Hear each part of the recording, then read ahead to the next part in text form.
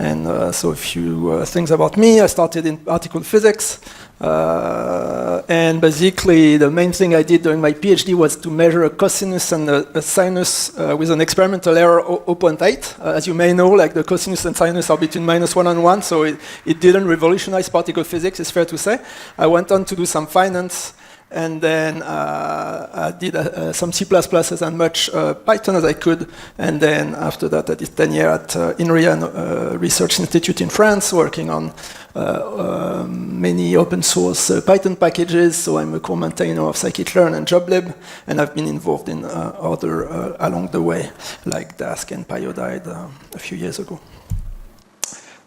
And I joined Probable roughly 1 year ago, actually. So Probable, a company that was started with a few scikit-learn maintainers, among with Adrin and others that were working at INRIA before. All right. So let me get the joke in the title out of the way, so it's done. So basically, when you look at PyPI stats, people generally look at something like that. So it's from a website that is called ClickPy. There are many others, like PyPI stats and PyPI, I don't know. I will show some snapshot from them. But basically, you look at this, it's scikit-learn from the beginning of time where we have some data. It goes up, it's trending, it looks great. Big numbers on the top right, 2 billion downloads, plus 2.7 actually. So maybe every people on Earth will have downloaded scikit-learn at one point. It's great. But the thing is, each time I look closer at the data, I discovered some caveats. So that's pretty much what I want to share. And I couldn't find too many of them. Maybe I didn't look enough. But basically, most blog posts I was looking at were kind of doing some easy, let's say, queries on this data, and not really what I discovered.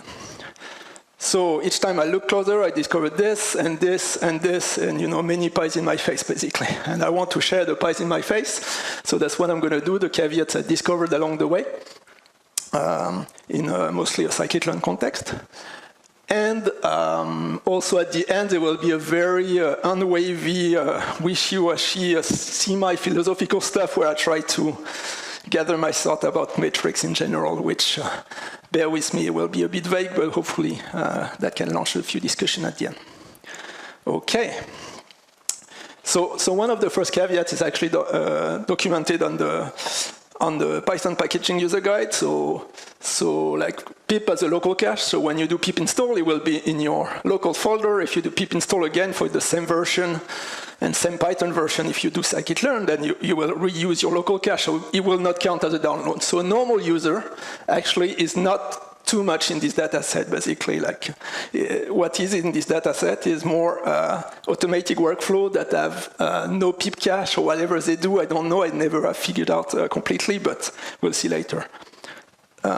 And another caveat that's documented and that we will see actually happens, in particular for packages that are not yet completely popular, is that you have mirrors. So mirrors, basically, it's companies doing some kind of clone on PyPI for security reason, or like because they want to upload private package or this kind of stuff.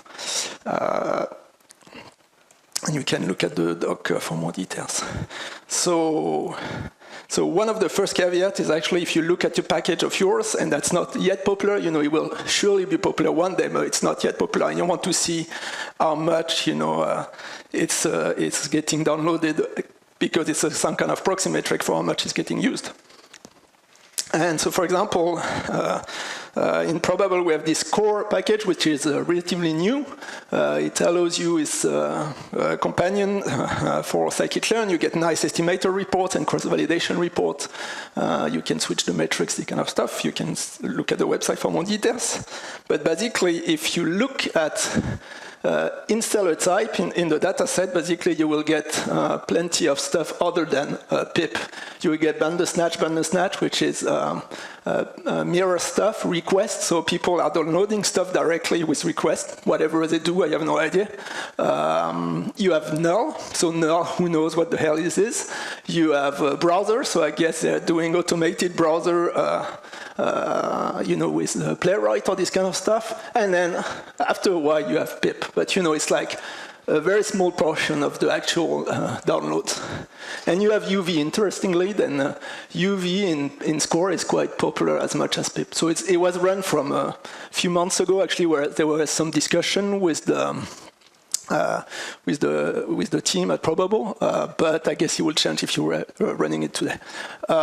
But basically, installer type is one of the main sources of discrepancy if you look at different websites, because some of the websites, like PyPI stats, they will say we only care about real downloads, so they will say we want pip only, and some they won't. They will take all the data. So basically, in kind of not so popular packages, you will find these kind of patterns. So first caveat. So sklearn is another case where I was hoping to use the data to actually do something useful with it. So sklearn, let's give it some context. So as you may know, you do pip install scikit-learn, but actually you do import sklearn because, like, for historical reason, I guess. But some people want to do pip install sklearn, right? Because they think, oh, sklearn is the package name, which is completely makes a lot of sense. And actually, that worked. Like when I discovered this after like working a few years on a scikit-learn, I was like, okay, I had no idea. And that worked for historical reason because it's easy to confuse the package name and the import name. But at one point, also there is for security reason. Obviously, we don't want another malicious actor to actually use the name, and so people will be confused and install something that's still their secret and something like this. So what happened is, after some time, in particular because somebody was using sklearn, like the sklearn package in the way it works, by the way, it is only that sklearn depends on scikit-learn. So it's a dummy package that only depends on scikit-learn, and so when you do pip install sklearn, then you install scikit-learn as well. Okay, so he was asking the context of Pyodide. Actually, someone had a package that depended on sklearn, and in Pyodide you need wheels. You cannot have sdist, so source distribution. So for me, it was a step too far to allow to have a wheel. So that means that basically, like, you wouldn't have the setup.py to do something while people were installing them. So we decided, we agreed to have some kind of brownout over 1 year where pip install sklearn would give you an error. Like, so at the beginning, 5 minutes in an hour. After 2 months, 10 minutes in an hour, and then after 1 year, then all the time. So brownout strategy, and of course, you can imagine that there are some people that depend on a package that depend on sklearn, and it's not really actively maintained anymore. So we have a HESCAP hatch for these people with a long-winded environment variable where you can just use sklearn anyway. So we tried some naive attempt to say, okay, we don't want to allow to cache the wheel so that each time you would try to re-download and potentially error, but that broke proprietary, so we reverted that, and we had a very naive attempt, which is every month or every 2 months, we upload a new version that is like, post 3 for March, post 5 for May, and you try to upload it during the window where it actually errors, so that if people, so it was a bit manual, but that was only 1 year. And so you could imagine, okay, that's a great use case to look at the PyPI stats, and hopefully the downloads are going to go down, right? And that means that people are stopping to use the package. So this is from ppi.tech, the website, which allows you to actually do plots by version. So basically, you can always go to the BigQuery database, but you have the free tier of 1 terabyte, and I'm not super good at writing SQL queries, so it's quite convenient to allow all these websites that allow you to click and have plots. But basically, here's what you see. So in red, that's the OpenO historical release, so that it will always work. Basically, if you do pip install sklearn equal 0.0, then it will always work. In cyan, that's the latest release, so the 0.0.12. That only works if you set the environment variable, so you can see that it's downloaded as much. And then all the other are the transition releases that we did during the brownout. And you can actually see maybe if you look at the numbers, that they are all downloaded the same. Like for some reason, something is downloaded this transition release the same amount roughly, and it's actually how much, like 3K downloads per day. So that's already something, right? And if you look at the installer type for this transition release, actually it's pip. So somebody, I don't know what they do, but they probably doing some kind of mirroring through pip, or I don't know. It's a script that somebody left running as a cron job. I have no idea. But basically, this is the kind of stuff. Each time I looked at the data, I was like, okay.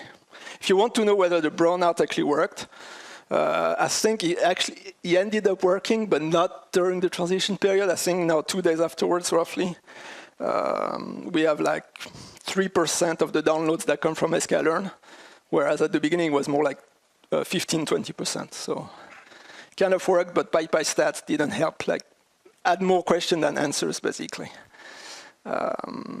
Okay. And you can see that this curve don't really go down. I mean, it's the last maybe 3 months. So depending on the website, you have more or less data as well. Okay.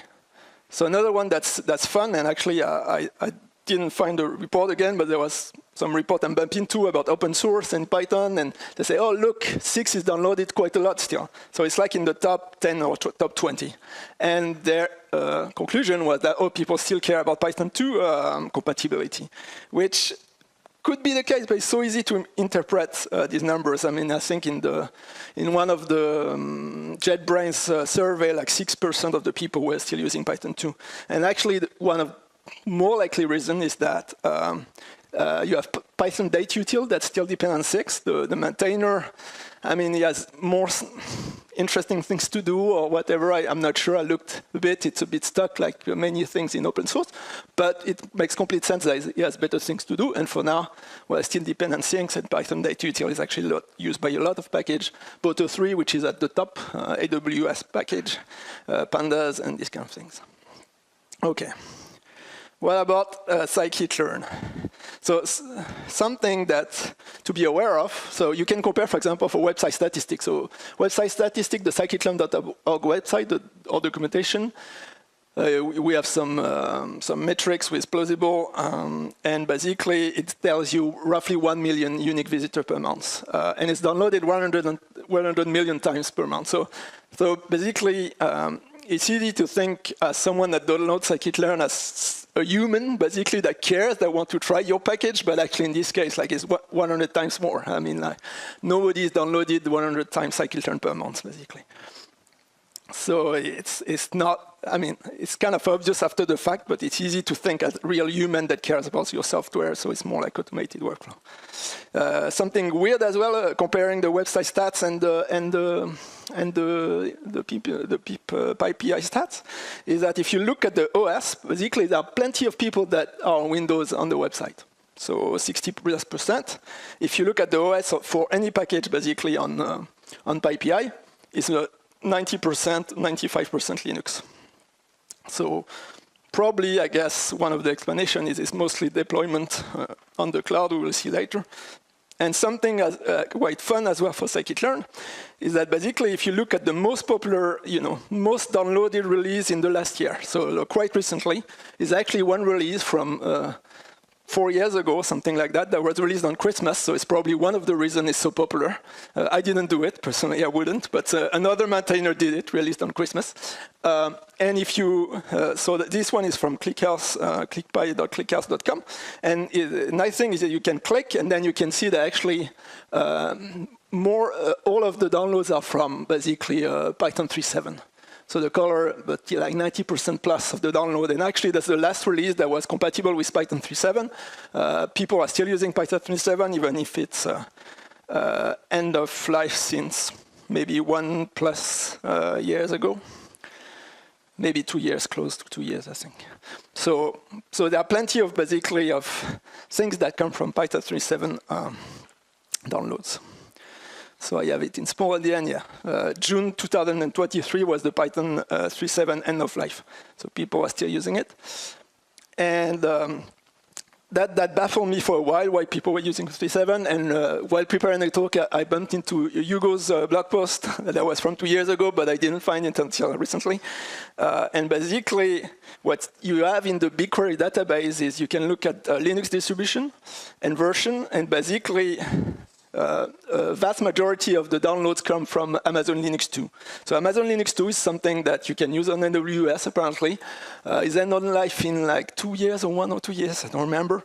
But basically, you have Python 2 by default. And if you really want, you can install Python 3.7. If you really, really want, you can install Python 3.8. So I guess what that means is like, plenty of people are still using this, basically.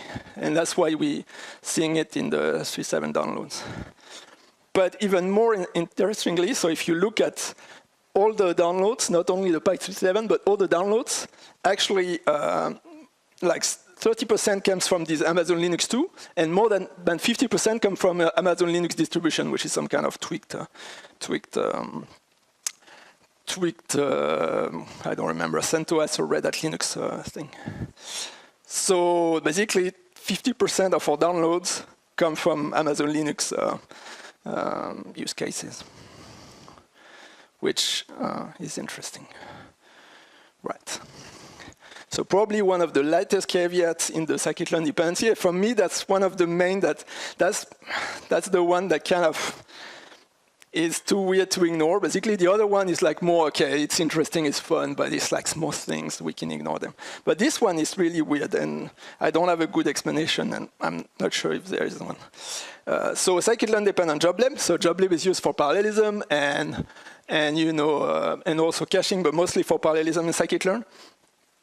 So you would expect, naively, that the mathematical relationship holds. So if you download scikit-learn, you download joblib, so you have more, and you can use joblib without scikit-learn, so you will have more downloads than joblib download than scikit-learn. And actually, it's the other way around for some reason. So you have 20 million more downloads, so it's last month, I think, joblib than scikit-learn and joblib. So what possible explanation do we have?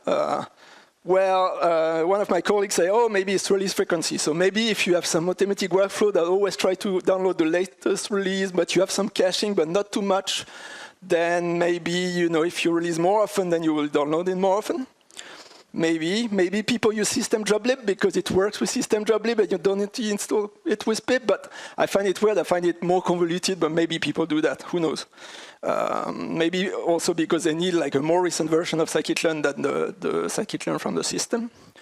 And maybe another thing is that, okay, since scikit-learn you have one download per Python version, maybe you install many scikit-learn for a few different Python versions, and then I don't know why, but maybe you do. And then that means you download one joblib and many times scikit-learn. And if you have more candidate stories, I'm more than happy to hear about them because I'm out of ideas at this point. But for me, it means that if you compare packages, there's some weird effect that they're not cached the same way. And I don't know, it seems like such a simple relationship should hold. I mean, like, I find it very hard to ignore. And the latest one, so a similar effect, so in this case it's pure Python, so Boto3 is used for AWS, it's at the top, like largely at the top, 4 times more than the other, and then it actually is more flat. And it depends on Boto core. It's released every day, so Amazon WS automatically, I don't know, based on the description of their infrastructure, generate a new package every day. So a Boto core version depends on Boto3 version depends on the same version of Boto core, and I don't see how like caching could be different from Boto3 and Boto core basically, but it's somehow downloaded twice as much as, so the Boto3 is downloaded twice as much as it's dependent. And you can see similar effect in other dependency of Boto3, so for example, the Python date util. Okay. So at one point, like a few years ago, I was like, yeah, it's mostly CI, this kind of stuff. And like, we should mostly ignore it. Maybe we can get some data, some interesting thing out of it, but it's mostly CI, it's not real user, like real human, let's say. And actually, I realized that there is a CI field in the Google BigQuery DB at one point. So it's based on environment variable, so it's it's not exact, basically, but if you're in GitHub, for example, GitHub Action, you have the CI environment variable set. If you have, I think it's Jenkins, you have build ID or something like that. They have a few environment variables like this. But actually for scikit-learn, it's only 10-15% of the downloads are from CI with this flag, basically, and I find it too small to like, for my main hand-waving hypothesis is mostly automated cloud workflow will keep downloading things because you have a bare VM and you need to reinstall everything from pip every time and you have no cache. So the summary of what I learned, so if you're a new or upcoming, not yet popular package, then pay attention to this installer type.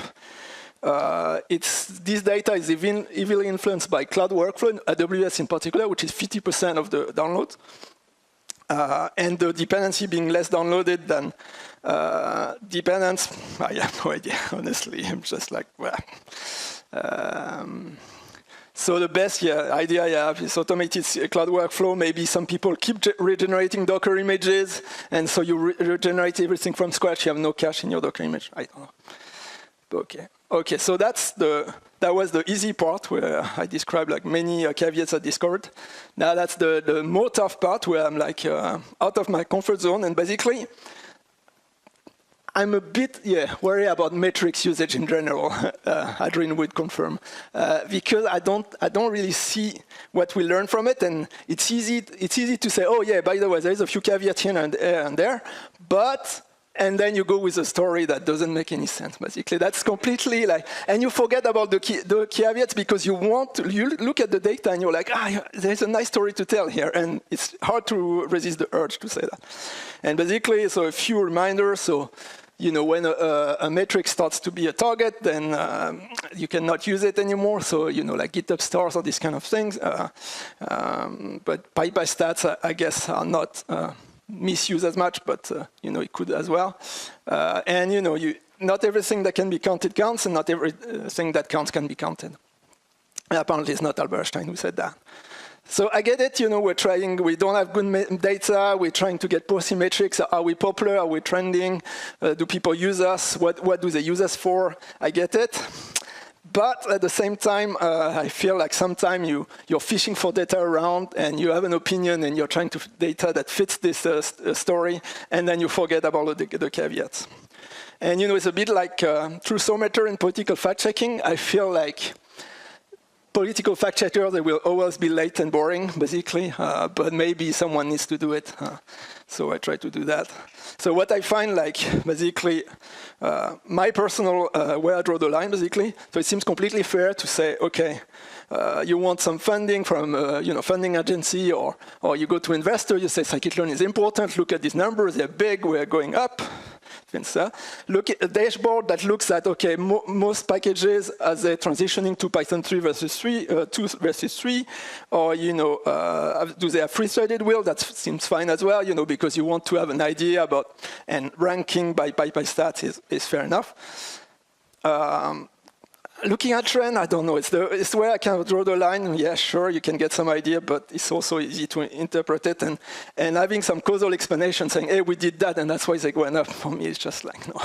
It's pants on fire, they would say in political truthometer is too much. And comparing two packages is very tricky, as we see for the dependence. That, for me, kills it. And in the end, I know, you know, basically, I'm not gonna win this argument, but at least I tried, you know, at least I tried a little bit. Okay, so this is the conclusion, right on time. So personally, I don't feel I really understand the reality behind these PyPI stats. And so too many caveats. So what I feel I've discovered, or I mean others discovered as well, is that, you know, it's heavily biased by cloud workflow, AWS in particular. And maybe, just maybe, we should try to not make too bold claim based on this data, maybe. That's my personal stance. And, you know, using proxy metrics, tell the story, I tell it, but I get it.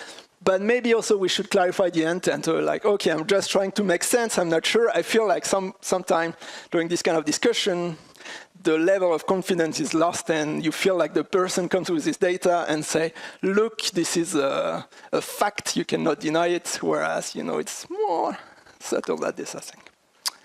All right.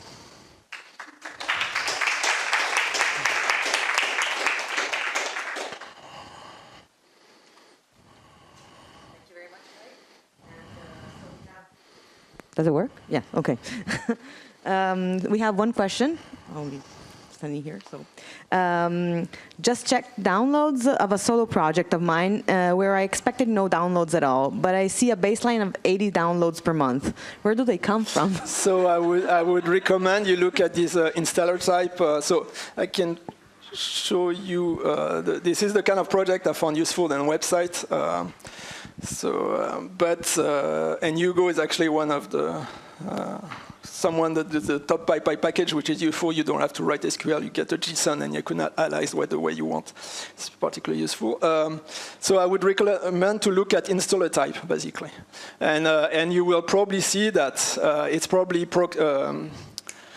mirrors, or like the thing I showed at one point with browser, or or Bandersnatch, or this kind of stuff is not pip install, but maybe it's pip like in the sklearn 0.0.5 thing, and then I don't know what they do. But are they real humans?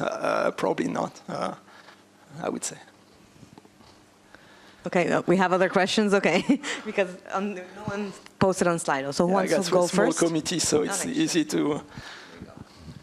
Do you know on which machines that Amazon Linux 2 is installed? Like, basically, where does that come from?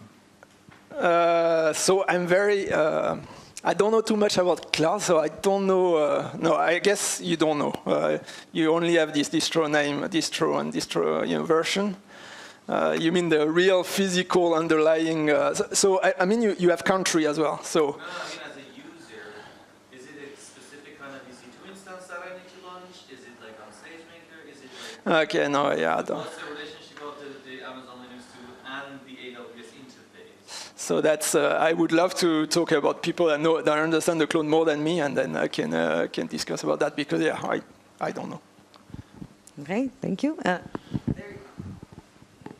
Yeah, one idea about the discrepancy you find between scikit-learn and Joplin. Yeah. Maybe you can try to slice the data to see if the fact that these installs come from UV might affect the thing. So basically, my prediction would be that if you leave out the UV downloads, that this discrepancy would be smaller, because they claim to be doing some kind of clever cache. So. Okay. Probably you could try. I don't know. Right. Yeah. I mean, like any thing is worth following. But so the concrete prediction would be you leave out the UV downloads. Yeah. Discrepancy should be lower. But I don't know. But the thing is, the UV. It's not for scikit-learn. It's not super. Still, it's a significant portion, maybe 10% from what I remember vaguely. But it's still the most of the. If you look at non-mirrors, basically most is pip, still for scikit-learn, I guess. Right. And the last one, maybe just to hear your opinion on this. Like, how much do you think this metrics problem comes from VC funding in open source?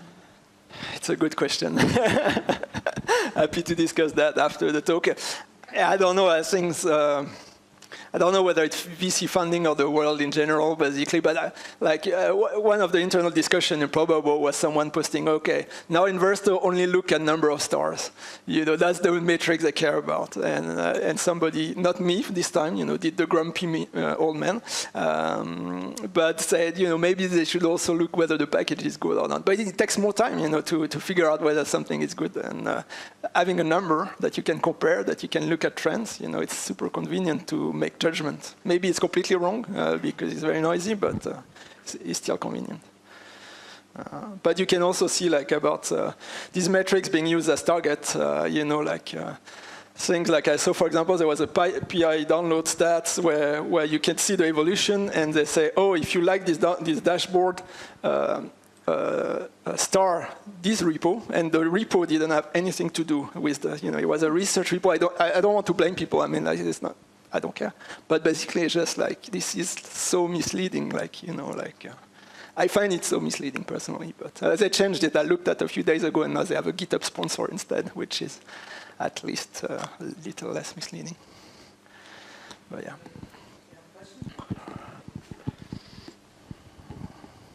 So we are developing a Python package that is available to our users, and I've looked only at PyPI stats among these in the past.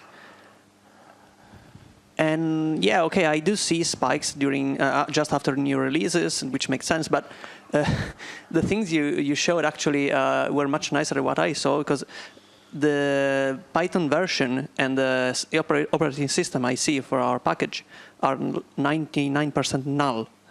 I do not know what to make of that. So now have you seen something like this? You go about null for, yeah, because null I think for.